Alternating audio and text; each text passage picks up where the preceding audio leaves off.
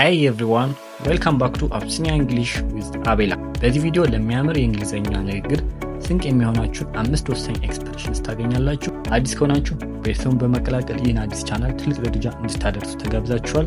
ግብዣው እንዳያልፋችሁ ባይነኝ።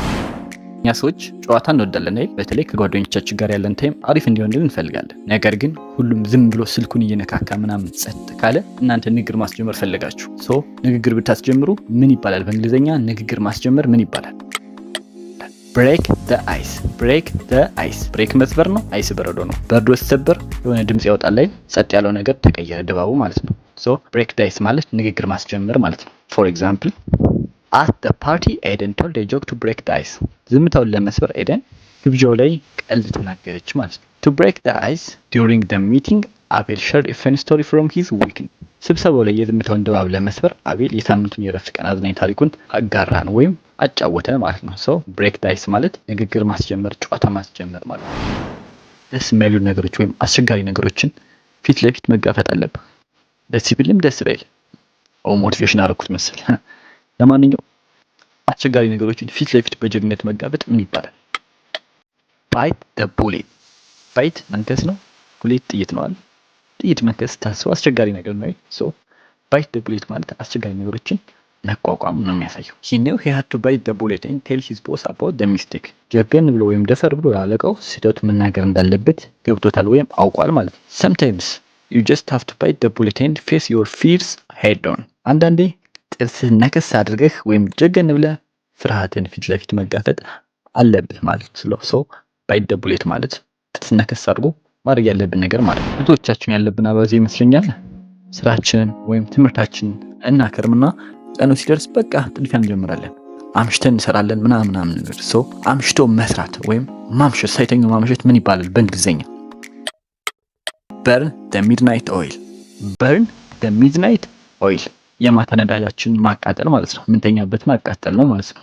she was burning the midnight oil to finish her thesis before the deadline. የመጨረሻው ቀን ከመድረሱ በፊት የመመረቂያ ጽሑፏን ለመጨረስ ታመሽ ነበር ማለት ነው። during final week students are known for burning the midnight oil.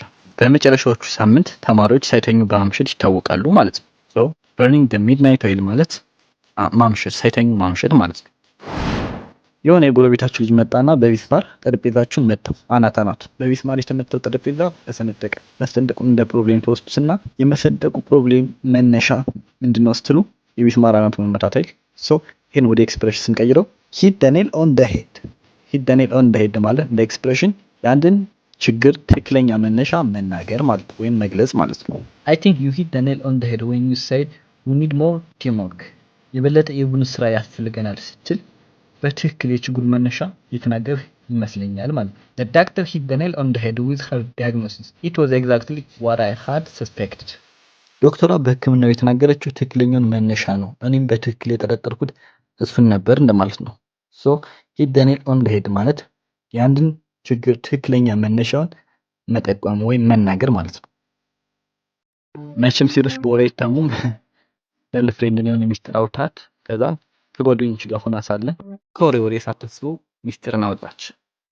ሳታስበው ማለት ነው።